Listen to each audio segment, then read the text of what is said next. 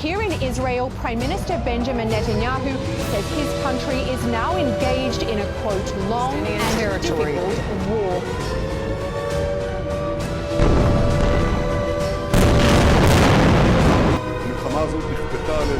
That has been killed in the past few days. And Israel's response has been swift, thousands of airstrikes.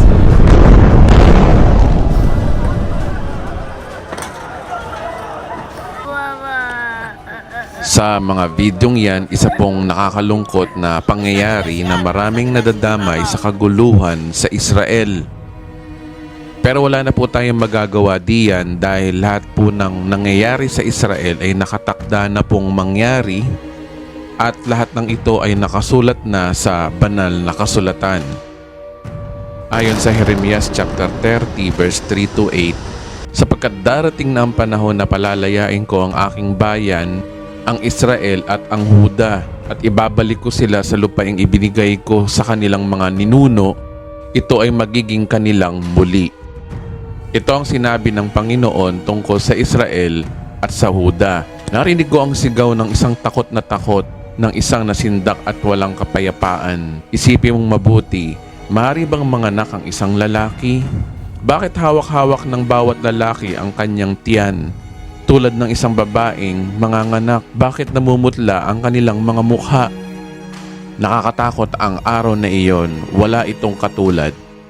Ito'y panahon ng paghihirap para kay Jacob, ngunit siya ay makakaligtas. Sa araw na iyon, sabi ng Panginoon na makapangyarihan sa lahat, babaliin ko ang pamatok sa kanilang mga leeg at kakalaging ko ang kanilang tali, hindi na sila aalipinin ng mga dayuhan. Ang verse na yan ay naisulat noong 607 BC. Ang pagbagsak ng Israel ay 2 beses ito nangyari. Noong 586 BC ng Babylonian captivity at 70 AD noong Roman siege. Ang sabi sa verse 8, hindi na sila aalipinin ng mga dayuhan. So ibig sabihin ang propesiyang ito ay hindi na sila maaalipin o babagsak na muli mula sa mga dayuhang bansa. Historically, after ng Babylonian captivity noong 586 BC, nangyari uli ang pagbagsak ng Israel. Noong 70 AD, panahon na nilusob sila ng mga Romano at nagkalat sila sa buong mundo. Ang sabi diyan, hindi na sila alipining muli ng mga dayuhan. Kaya ang Jeremiah chapter 30 verse 3 to 8 ay tumutukoy sa panahon ng Israel sa panahon ngayon. Kaya ang sabi diyan, hindi na sila maaalipin pa muli ng mga dayuhan. Kaya ang verse na ito ay sa panahon ngayon. Ngayon, alamin natin ang context. Basahin po natin sa umpisa. Ayon sa verse na yan, ibabalik ko sila sa lupaing ibinigay ko sa kanilang mga ninuno. Ito'y magiging kanilang muli. Kaya malinaw sa verse na yan, ang propesiyang ito ay tumutukoy sa Israel sa panahon po natin ngayon. Dahil ang Israel ay historically ay mahabang panahon na nagkalat sa daigdig. At bumalik lang ang lahi ng mga Hudyo noong 1948 ayon sa world history. Noong 1948 lang sila nakabalik sa utos ng United Nations. Kaya ang tinutukoy sa verse na yan ay timetable sa panahon natin ngayon. Panahon na ibinigay uli ng Diyos ang lupang pangako sa Israel noong 1948. Ngayon, ang sinabi sa verse na yan na ang kalagayan ng Israel ay gaya daw ng babaeng malapit ng manganak. Gaya na napag-aralan natin sa part 8, maraming verses sa Bible na ang Israel ay inahalin tulad sa babaeng malapit ng manganak, babaeng nagli-labor. Kaya yung paghihirap ng Israel mula 70 AD hanggang sa panahon natin ngayon ay puro talaga kahirapan. Yan ang tinutukoy sa verse na yan. At sinabi sa verse 7 na nabanggit ang paghihirap para kay Jacob o yung tinatawag na Jacob's Trouble. Ang Jacob's Trouble na ito ay yung natitirang 7 years para sa timetable ng Israel. At ayon sa Book of Revelation, ito ay yung 7 years of tribulation. Kaya ang tunay na pangalan ng 7 years of tribulation in biblical terms ay tinatawag na Jacob's Trouble. Kaya ang Jeremiah chapter 30 verse 3 to 8 ay propesiya sa panahon ngayon at sa tribulation age ng Israel. At dahil ito ay propesiya sa panahon ngayon kung saan walang kapayapaan sa Israel, wala na po tayong magagawa dahil talagang nakatakda na pong mangyari ito. Kahit anong dasal o pray po natin magkaroon ng kapayapaan sa Israel ay hindi po ito mangyayari. Dahil nakatakda na po ang mga bagay na nakatakda sa Israel.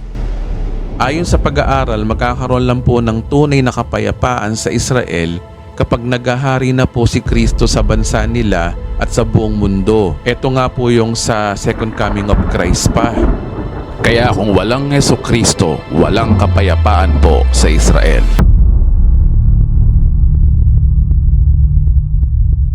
Sa nangyayari sa Israel, marami nagtatanong, ito na ba ang simula ng 7 years of tribulation or Jacob's trouble? Dito na ba magsisimula ang World War III? Nasa panahon na ba tayo na malapit ng mag-rapture? Ano ba ang accurate prophecy ng Bible tungkol sa nangyayari ngayon sa Israel at sa Hamas? Sa ating pag-aaral, gawa tayo ng sketch kung saan na tayo sa prophetic timetable. At sa ating sketch, ilagay po natin yung oras ngayon at yung 7 years of tribulation. Ang oras ngayon ay kaguluhan sa Israel at Hamas, kaya ilagay po natin ito sa ating present time. Ngayon ang tanong, ano ba yung giyera sa Israel ngayon? Ito na ba ang Gog and Magog War? Panoorin po natin ang video na ito na aking na-vlog noong July 2023 or 3 months ago tungkol sa pagsiklab ng giyera sa Israel laban sa mga Arabong bansa. Panoorin po natin. Well, merong isa pang propesiya ng digmaan sa Israel na nakasulat sa Ezekiel na hindi pa po nangyayari sa kasaysayan ng Israel. Ito ang propesiya ng Gog at Magog. Ang nakakaintriga dito ay mga Arabong bansa ang involved sa propesiyang ito. Ito ay nakasulat sa Ezekiel chapter 38 hanggang chapter 39. Hindi ko na po babasahin ang lahat ng verses. Ang babasahin ko lang ay yung mga verses na nagde-describe sa mahalagang talata tungkol sa Gog and Magog, kaya basahin na po natin. Ang sabi sa verse 2, Anak ng tao, humarap ka sa dako ni Gog sa lupain ng Magog, na pangunahing pinuno ng Rosh, Meshek at Tubal, at magsalita ka ng propesiya laban sa kanya. Sa verse na yan, pinapakita na si Gog ay tao. Si Gog ay pinuno mula sa lupain ng Magog, at ang kaharian ng Magog ay Rosh, Meshek at Tubal. Ang tanong, saan kaya sa mapa ng mundo yung lugar ng Magog? Ang sabi kasi sa chapter 39 verse 2, babaliktarin kita at mula sa dulong hilaga, ikaw ay tataboy sa kabundukan ng Israel. So idagdag natin sa ating listahan na ang Magog pala ay nasa dulong hilaga, which is understood na ito ay dulong hilaga ng mundo. Kung guguhit ka ng isang linya papuntang hilaga mula sa lupain ng Israel, hindi maiiwasang makarating siya sa bansang Russia. Ang Russia ngayon ay kumakalat sa sakop nito mula silangan at kanluran ay mga 6,000 miles. Kaya hindi maiwasang matumbok ang Russia kung mula sa bansang Israel ang pagguhit.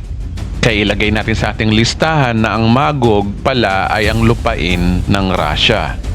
Ngayon, ano ba ang sakop ng Magog o Russia? Una, yung Rosh. Ang Rosh ay mga tao sa Russia. Ayon sa kilalang Bible scholar ng end times na si John F. Walvoord, sa kanyang eschatological chapter 6 na pinamagatang The King of the North, kanyang pinapaliwanag dito ang link ng Rosh sa Russia. Sabi din sa article na yan, Rosh may be the root of the modern term Russia. In the study of how ancient words come into modern language, it is quite common for the consonants to remain the same and the vowels to be changed. In other words, Rosh, if the vowel O is changed to V, it becomes the root of the modern word Russia with the suffix added. Ang salitang Rosh daw ay maaring ugat na modernong termino ng Russia sa pag-aaral na kung paano napasok ang sinaunang salita sa modernong wika, kung saan ang Rosh na to sa mamamayan ng lupain ng Magog tinawag na Russia. kaya tinawag na Russia ang lupain ng Magog. Ang Meshek at Tubal naman ay nabanggit dito sa article na ito. Sabi dyan, the two terms Meshek and Tubal also correspond to some prominent words in Russia. The term Meshek is similar to the modern name Moscow, and Tubal is similar to the name of one of the prominent Asiatic provinces of Russia, the province of Tobolsk. Ang Meshek ay nakuha sa modern name na Moscow at ang Tobolsk naman ay isang probinsya sa Russia ngayon. It seems na ang tinutukoy talaga dito ay yung kilalang lugar sa panahon natin ngayon. Kaya sa ating listahan, ang term na Russia, Moscow at Tobolsk ay talagang tumutukoy sa Gog and Magog. Maraming Bible scholars ay iisa ang kanilang sinasabi na pareho sa article na ito. At yan din po ang aking paniniwala. At sinabi din diyan na may kaalyadong bansa din ang Russia o yung Magog. Kung babasahin natin ang chapter 8, verse 5 to 6, kasama nila ang kalalakihan ng Persia, Ethiopia at Libya na pawang may pananggalang at naka-helmet. Kasama rin ang Gomer, pati ang kanyang hukbo na Betagorma hanggang sa dulong Hilaga, pati ang buong hukbo nito at kalalakihan ng marami pang bansa. So ang mga bansa ng kaalyado ng Magog o Russia ay ang Persia, Ethiopia at Libya. Kasama dito ang Gomer at Tagorma na nasa gawing Hilaga din sa verse na yan. Ang mga bansang ito ay mga ancient o sinaunang panahon pa. Since ito ay tumutukoy sa end times war o sa panahon natin, pinapakita dito yung mga lokasyon sa modern map natin ngayon. Una ang Persia. Ang unang Persia ay sakop ang modernong bansa sa panahon natin ngayon ay ang Iran, Afghanistan at Pakistan. Pangalawa, yung Ethiopia. Ang Ethiopia sa panahon natin ngayon ay yung Ethiopia, Sudan at Somalia. Pangatlo, ang Libya, which is ito ay Libya pa rin sa panahon natin ngayon. Pang-apat na pangkat ay yung Tagorma at Gomer. Ang Tagorma ay modern Turkey sa panahon natin ngayon. Ang Gomer ayon sa Wikipedia ay nasa ilalim ng Russia. Ang sabi diyan, the Hebrew name Gomer refers to the Cimmerians who dwelt in what is now southern Russia. Ang southern Russia ay Turkey, kaya ang Gomer ang tumutukoy din sa bansang Turkey. Kaya tama ang sinasabi sa verse kanina na ang Gomer pati ang kanyang hukbo at ang Betagorma hanggang sa dulong Hilaga. Ang Turkey ay hilaga din ng Israel, kaya ang theory natin ay tugmang-tugma at harmonize sa sinasabi ng Biblia. Kaya kung i-update natin ang ating listahan, ang kaalyadong bansa ng Russia na lulusob sa Israel ay ang Iran, Pakistan, Afghanistan na sakop ng Persia. Ang Ethiopia, Sudan at Somalia na sakop ng Ethiopia. Ang Libya at Turkey naman ay dating sakop ng Gomer at Tagorma. Pinapakita dito na ang komunistang bansang Russia at ang kaalyado nito ay mga Arabong bansa sa panahon natin ngayon. Sila ay kalaban ng bansang Israel na propesiya na sa Biblia at mukhang dito natutuldukan ng Diyos ang Arab-Israeli conflict na hindi matapos-tapos sa panahon natin ngayon. Ang tanong, saan ba sa end times tatiming ang Gog and Magog war na ito? Ngayon, basahin natin ang chapter 39 verse 9. Pagkaganap ng mga bagay na ito, ang mga tagalunsod ay lalabas sa bayan upang gawing panggatong ang makapal na gamit ng pandigma, pananggalang, pana, palaso, punyal at sibat. Ang daming ito ay magiging sapat na panggatong sa loob ng 7 taon.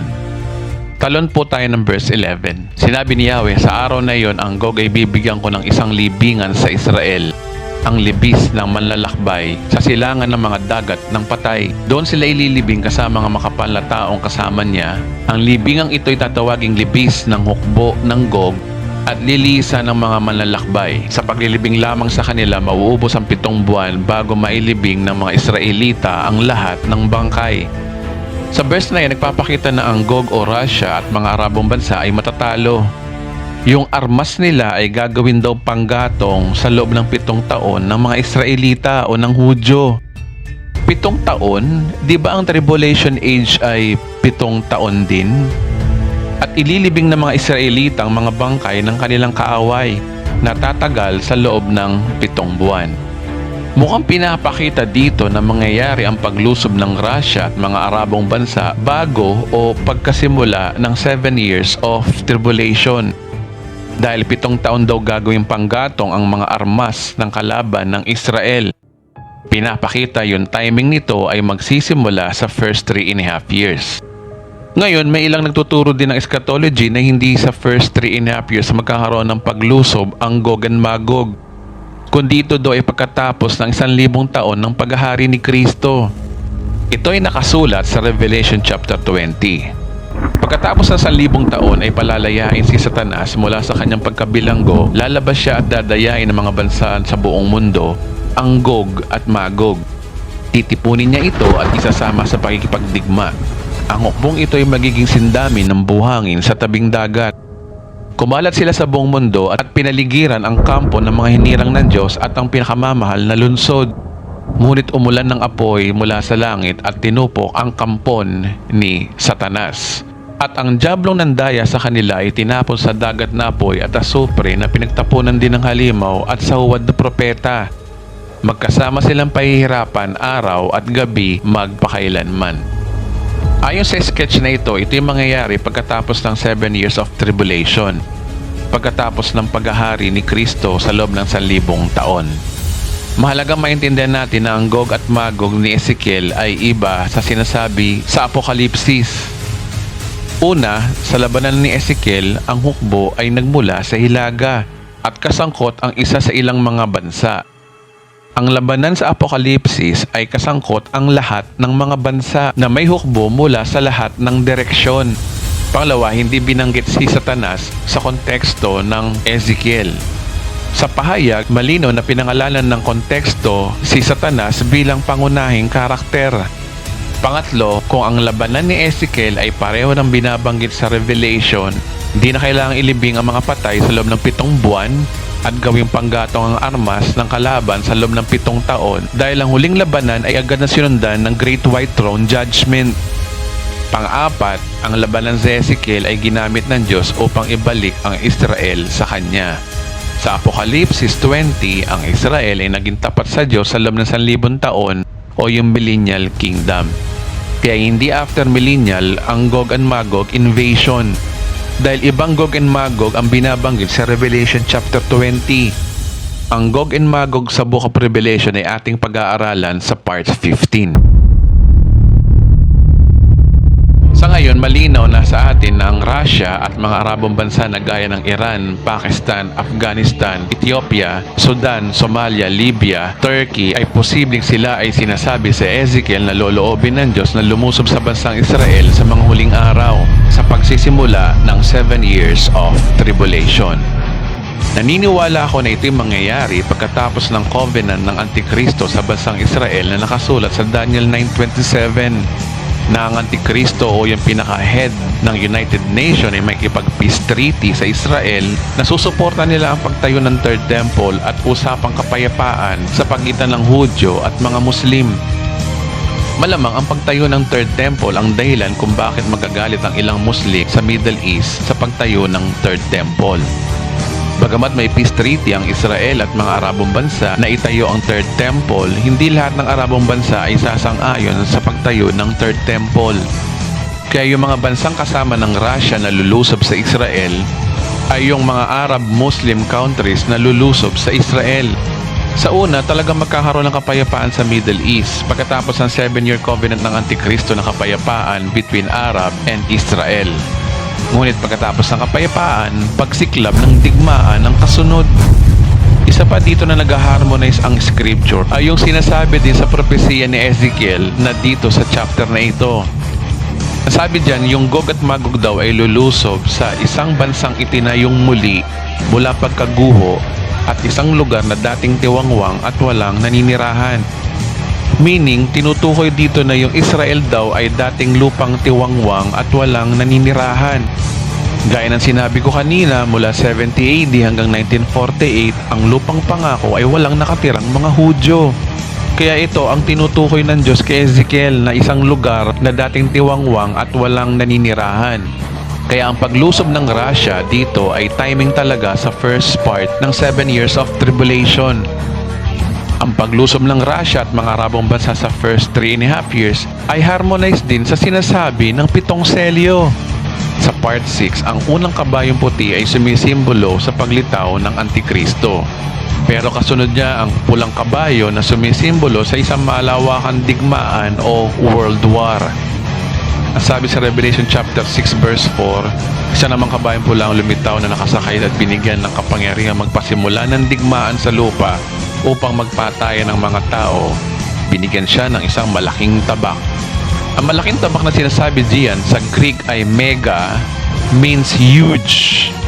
Gaya na napag-aralan natin sa part 6, ito ay World War o posibilidad na ito na yung World War 3. Gaya na napag-aralan natin sa part 6, ang pulang kabayo ay communist spirit na siyang nagkalat sa buong mundo. Kaya ang nakasakay sa pulang kabayo ay isang leader na kilalang komunista. Ngunit sa pag-aaral natin ngayon, verse by verse, na ang tinutukoy kung sino nakasakay sa kabayong pula, mukhang ito ay Russia. Kaya ang paglusob ng Russia at mga Arabong bansa sa Israel ay mauuwi sa isang World War. Naniniwala ako na sa 7 years of tribulation sa first half ng unang taon, mangyayari ang World War na ito na involve ang bansang Israel at kakampi ng Israel, malamang ang United Nations dito. Kaya may posibilidad na ang Amerika, European Union, ang Japan ay madadamay sa World War na ito. Since ang Russia ay alam naman natin na sila talaga ang komunistang bansa noong pa man, bagamat ngayon ay hindi na, pero ang kaalyado niyang China, North Korea na komunista ay masasangkot sa gulong ito. Kaya sa unang bahagi pa lang ng tribulation, posibleng nuclear war ang mangyayari sa birth pains. Dahil sa middle of tribulation, ang mga matitinding nuclear bomb ay nakapropesiya na sa Bible. Isa ito sa 7 trumpeta na pag-aaralan natin sa part 10. Alam naman natin sa panahon natin ngayon na ang Russia ang nagsusupply ng mga armas sa mga Arabong Muslim na bansa na kalaban ng Israel.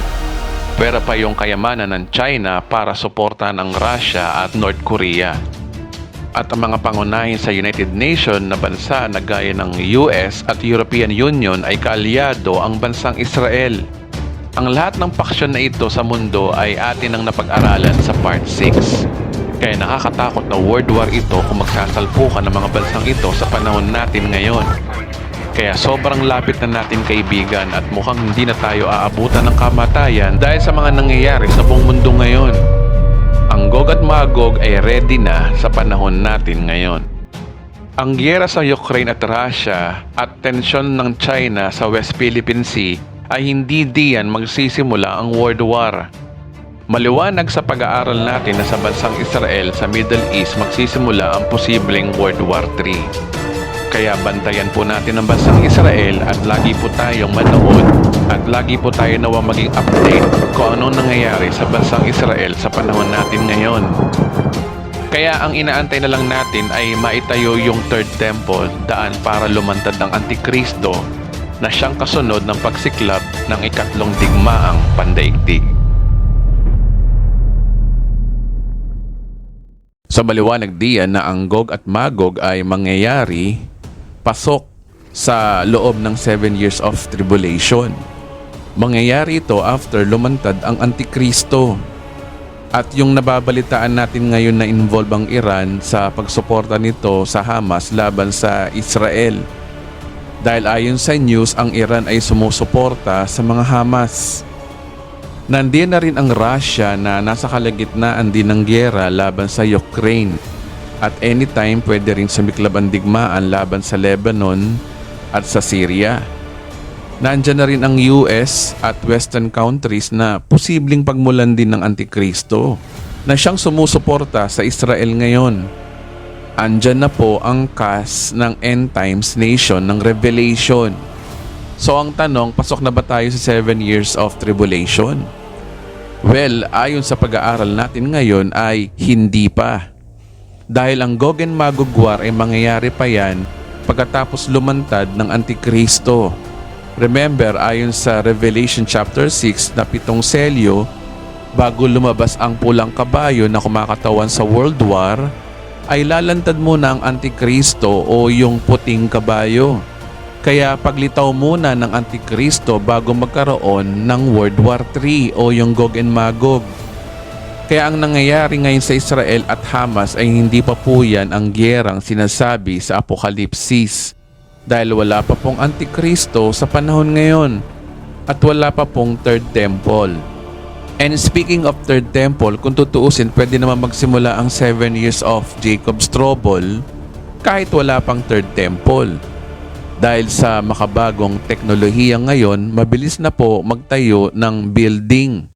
Kung i-google mo ang fastest construction building in the world, ang pinaka top 5 ay sa loob lamang ng 3.5 hours. At ang pinakamabagal daw ay yung 19 days lamang ay yung Mini Sky City sa China. Kaya pwedeng maitayo ang Third Temple bago lumantad ang Antikristo o pagkatapos lumantad ang Antikristo. Pero hindi magsisimula ang 7 years of tribulation kung walang Antikristo. Yan ay ayon sa Daniel chapter 9 verse 27 na napag-aaralan natin. Kaya sa sketch natin, ilagay natin ang Gog and Magog War pagkatapos ng Antikristo. Kaya ang Antikristo ang simula ng 7 years of tribulation. Gaya na napag-aaralan natin sa Katapusan ng Mundo series. Ngayon, hindi lalantad ang Antikristo kung walang kaguluhan sa Israel. Ang kaguluhan sa Israel ngayon ay maaring maging tulay para lumantad na ang Antikristo. Dahil ayon sa Daniel 9:27 na ayon din sa mga Bible scholars, ang Antikristo ang magbibigay ng 7-year peace covenant sa pagitan ng mga Arabong bansa at sa Israel. Meaning, ang 7-year covenant na ito ay kasunduan ng Antikristo ng Israel at Arabong bansang kalaban ng Israel. Kaya posibleng pagkatapos ng gerang ito ng Hamas at Israel ay lilitaw ang Antikristo. Kaya bantayan ninyong mabuti kung sino yung taong magpapakalma sa conflict ng gerang Hamas o Israel. Again, inuulit ko, bantayin po nating mabuti kung sino yung taong magpapakalma sa conflict ng gerang Hamas at Israel. Dahil ang kaguluhan sa Israel ngayon ay pwedeng maging daan para lumantad na ang Antikristo. Ngayon, kung ang ending ng Hamas-Israel conflict na ito ay nauwi din sa kapayapaan na walang namamagitan, meaning maaring ibang pagkakataon o ibang paraan lumantad ang Antikristo. Pero kung ito ay lalala pa at sumiklab ang Arab-Israeli war, pwedeng lumantad ang Antikristo. Ngayon, let's say na kung ito ay lumala, ilagay natin sa sketch na yung Israel at Hamas conflict bago mag 7 years of tribulation. Ngayon ang tanong, saan tatiming rapture dito? Bago ba lumantad ang Antikristo? O pre-tribulation ba? After ng World War? O sa kalagitnaan ng 7 years of tribulation ba? O wala naman talagang rapture kundi sa second coming of Christ ang rapture? Well, meron pong verse sa Bible na kailangan mag-rapture muna bago lumantad ang Antikristo. Ito'y aking naipaliwanag sa Katapusan ng Mundo Part 3. Panoorin po natin. Hindi pa nga lamang nangyayari ito dahil may pumipigil pa at alam ninyo kung ano iyon. Lilitaw ang suwail pagdating ng takdang panahon. Malinaw na malinaw sa verse na ito na hindi lalantad ang Antikristo hanggat may pumipigil pa. At kung maalis na ang umahadlang o yung pumipigil, lalantad na si Antikristo. Kung titingnan nyo ang sketch na ito, ayon sa napag-aralan natin sa part 1, ang Antikristo ang nagpasimula ng 7 years of tribulation. So ibig sabihin, hindi mangyayari ang 7 years of tribulation hanggang hindi naaalis yung humahadlang o yung pumipigil. Ngayon ang tanong, sino yung binabanggit dito na pumipigil? Para matuloy na yung 7 years of tribulation. Sinabi ni Jesus sa John chapter 16 verse 8, na ang banal na espiritu ay siyang sumusumbat o nagko-convict sa sanlibutan kung ano ang kasalanan, kung ano ang pagiging matuwid, at kung ano ang kahatulan sa Diyos. Kaya kapag nawala ang banal na espiritu, ito ay hahantong sa lubos na paglaganap ng kasamaan dito sa mundo. Pero ang banal na espiritu ay omnipresent. Remember, Diyos siya. Kaya imposibleng ang banal na espiritu ang tinutukoy din dito. Pero may sinasabi ang Biblia na ang banal na espiritu ay nanananahan sa mga mananampalataya o ang kanyang iglesia. Kaya nga tinawag silang templo ng Diyos. Ang Espiritu ng Diyos na nanananahan sa katawan ng bawat believers. Ito ay nakasulat sa 1 Corinto chapter 6 verse 19. Ang iglesia o ang mananampalataya ay ilaw ng sanlibutan ayon sa Mateo chapter 5 verse 14. At kung wala sila, napakadali nating makikita ang Antikristo at pwede na niyang linlangin ang sangkatauhan. Totoo nga naman na kapag ang Antikristo ay lumitaw ngayon, bilyong-bilyong mga Kristiyano sa buong mundo ay ilalantad siya. Lalo na sa panahon natin ngayon, laganap ang social media. Kaya nga naman tama ang Biblia na kung ang church ay mawawala sa mundo, maiiwan yung mga totoong walang alam sa Biblia, mga walang alam tungkol kay Kristo. At walang malino na mga kapatid na ang tamang timing ng rapture ay mangyayari bago pumasok ang natitirang 7 years para sa Israel. Ito yung tinatawag na Jacob's Trouble. Make sense nga naman kasi ito yung panahon na rin ng Israel. Kaya ang rapture ay mangyayari muna bago pumasok ang 7 years of tribulation. Ngayon, update natin ng timetable. Kung after ng Israel-Hamas conflict ay paglitaw ng Antikristo at bago lumitaw ang Antikristo ay kailangan maalis ang humahadlang, which is tayong mga Kristiyano ang humahadlang, meaning gahibla na lang ang oras para mag-rapture. So ibig sabihin pagkatapos ng sigalot ng gera sa Israel ay rapture na kaya? Posible kayang itong taon na ito o next year na ang rapture? Well, iwan ko na lang po sa inyo ang kasagutan. Ang mahalaga sa content na ito ay bigyan kayo ng babala dahil malapit nang pumasok ang mundo natin sa Book of Revelation. Kaya ang wabing ng Diyos sa iyo kaibigan, kung hindi ka pa siguradong ligtas, aba, panahon nang alamin mo kung paano maligtas bago maging huli ang lahat.